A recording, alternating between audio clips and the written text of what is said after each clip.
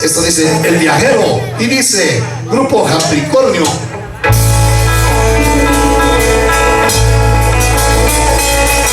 Yo soy el viajero, como peregrino, voy de pueblo en pueblo buscando mi destino.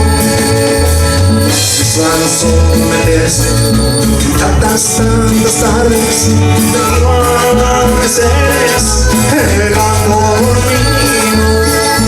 Y yo soy el viajero que en mi pueblo, muy feliz hace tiempo.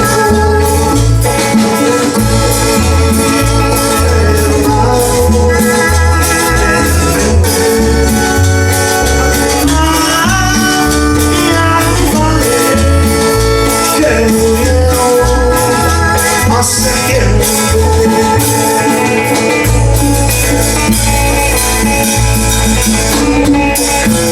a mis hermanos ya todos se casaron, yo no vuelvo a verlos desde hace tiempo. Me acuerdo de mi esposa, la mujer hermosa, yo la quería tanto y en mis brazos se murió.